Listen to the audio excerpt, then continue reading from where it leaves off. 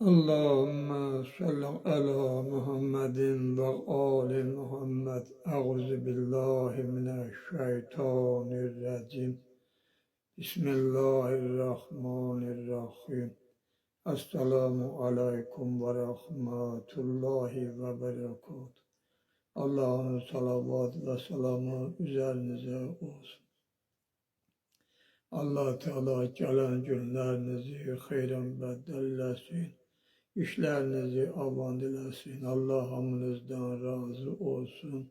Bizi dinlediğinize göre size çok teşekkür, minnettarlık ederim. Allah hamınızdan razı olsun. Nəql edirlər ki, Yemen padişahı öz dini kitablarında Peyğəmbərimiz sallallahu aleyhi və səlləmin xüsusiyyətlərini görüb və oxuyub o böyük şəxsiyyətə sidqi dil ilə iman gətirmişdi. Abdülmüttəlib həmin padişahın zamanında Yemen şəhərinə təşrif aparıb, Yemen padişahı ilə birlikdə çox söhbətlərdən sonra Yemen padişahı İslamın Peyğəmbərinə iman gətirməsini Abdülmüttəlibə bildirdi. Elə ki, Abdülmüttəlib Məkkəyə qayıtmaq istədikdə, Yemen padişahı çox bahalı və qiymətli hədiyyələr o cənaba, yəni Abdülmüttəlibə ətalar və bəxşişlər etdi. Yəni Rəsul-i Xudaya göndərdi. O cümlədən Əstər, Əşhəb adlı qatır, Qəzba adlı dəva və Üqab adlı bir at Peyğəmbərə hədiyyə olaraq göndərdi. Vaxtı ki, Abdülmüttəlib Məkkə-i Müəzzəməyə daxil oldu, bu xəbəri Məkkə cəmaatına xəbər verdirdi. Məkkə xalqı hamısı Abdülmüttəlibi qarşılamağa çıxdılar. Hətta o vaxtlarda Rəsul-i Xuda dünyaya gəlmişdi və uşaq idi. Peyğəmbər də öz babasını qarşılamaq qəsdi ilə Məkkədən xaricə təşrif gətirib, yol kənarında bir daş üstündə əyləşdi. Bu tərəfdən Cənab-ı Abdülmüttəlib nəhayət izzət və cəlal ilə Məkkəyə varid olanda, nəzər-i şərifi Rəsul-i Xudanın cəmalına düşəndə min növ ehtiram ilə və çox sürət ilə miniyindən yerə düşüb, piyada olub, özünü Rəsul-i Xudaya yetirib can kimi o büzürgüvarı ağuşuna çəkib, mübarək üzündən, gözlərindən öpüb, tayin ki, qəlbi rahatlandı. Sonra Yemen padişahının hədiyyə və töhfələrini Peyğəmbərə bildirib və Üqabı Peyğəmbərin qarşısına gətirib, o büzürgüvarı Üqaba suvar elədi və yaşadığı evə tərəf getməyə başladılar və xoş əhval ilə evlərinə yetişdilər, şadyanalıq etdilər və Üqab da sanki Peyğəmbərin ona suvar olmasını hiss edirmiş kimi bir növ ilə qədəmlərini götürürdü ki, cəmi xalq orada olanlar Üqabın bu növ addım atmaqlarına mat və məbhut olmuşdular və hər neçə qədəmdə şihə çəkərək bir növ xoş rəftarlıq edirdi ki, əhl-i Məkkə vali və heyran qalırdılar.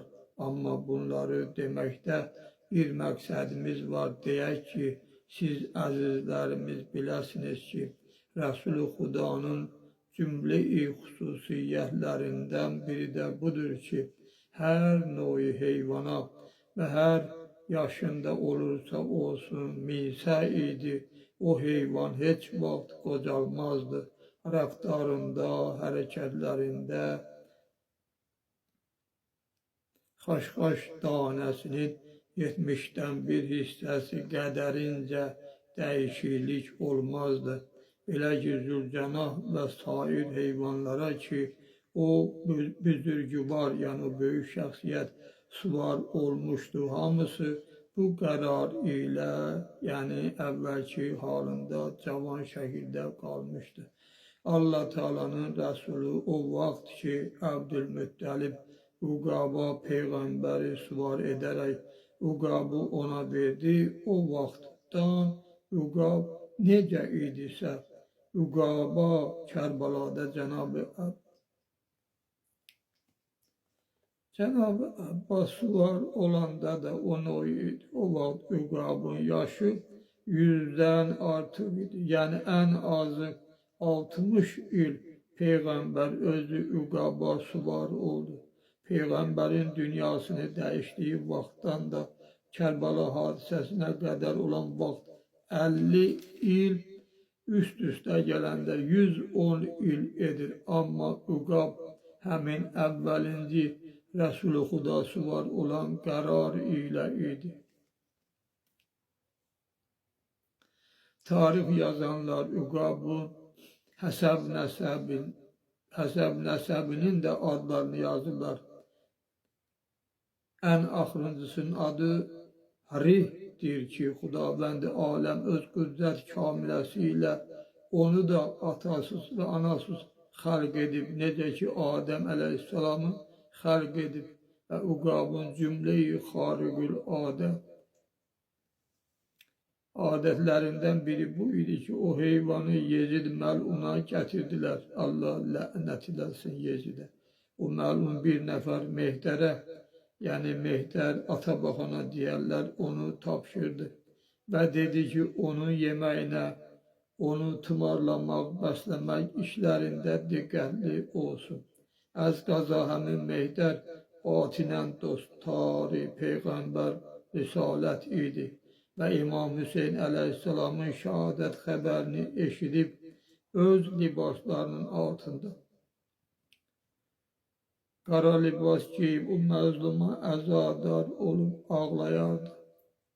Rəvayətdir ki, bir gün Yezid Pəlid məlun bir vahiməli yuxu görüb əyan və əşrafına nəql edib çarəsiz bir xəstəliyə tutuldu. Onun nəhis qəlbinin narahatlığının kənar olması üçün ona səyahət və şikar etməsini məsləhət bildilər. Şikara çıxan vaxtda o məlun xahiş etdi ki, Uqaba suvar olsun.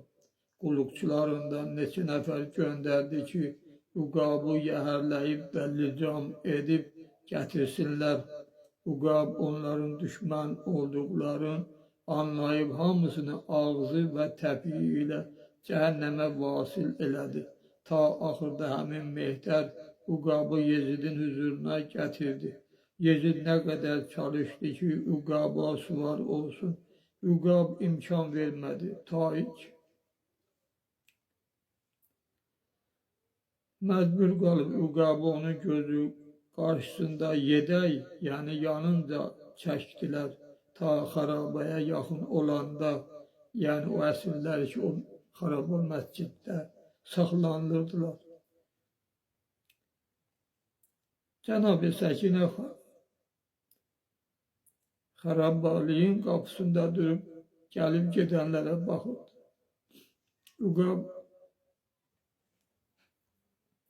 Cənab-ı Səkinəni görüb Gilovdarın əlindən sürətlə çıxıb Səkinəyə tərəf getməyə başladı. Elə ki, Cənab-ı Səkinəyə yetişdi, ədəblə iki dizi üstə qıçlarını yerə qoyub başını aşağı əyərək.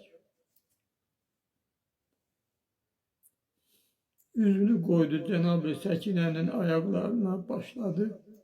Şiyə edib, yəni səs çəkib gözlərinin yaşını tökməyə. Əhl-i Beyt Uqabın şiəsini eşidib, hamısı tökülüşdülər çölə. Uqabı aralığa alıb Nuhə və nalə etməyə başladılar. Uqab Ali Rəsulü əsir və boyunlarında zəncir görüb o qədər şiə çəkib. Ağlayaraq başını yerə vurdu ki, tayin ki ruhu bədənindən çıxıb vəfat etdi. Bu tərəfdən Yezid məlun o xarabalığa yetişib bu hadisədən xəbərdar olub çox qəmləndi və şikara getməyi tərk edib Uqabın halətinə təəccüb edirdi.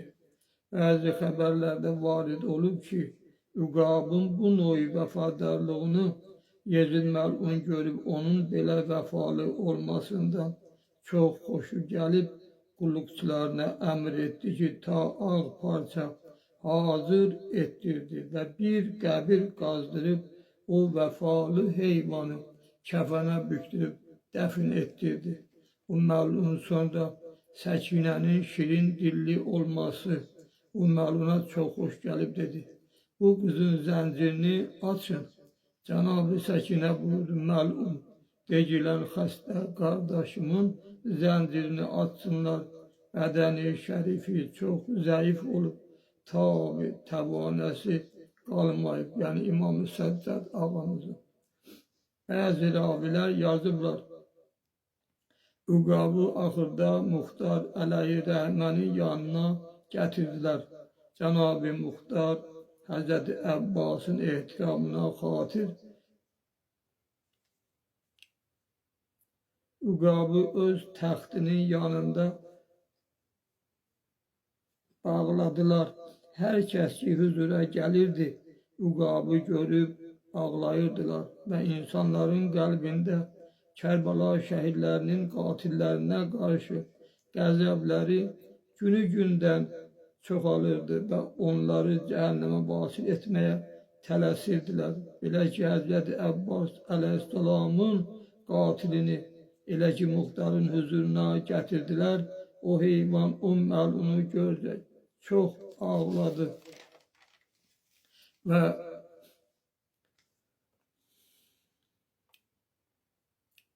özünü elə aparırdı ki, sanki Muxtara demək istəyirdi ki, bu məlunu mənə verin, onun, yəni mən qətlə yetirim.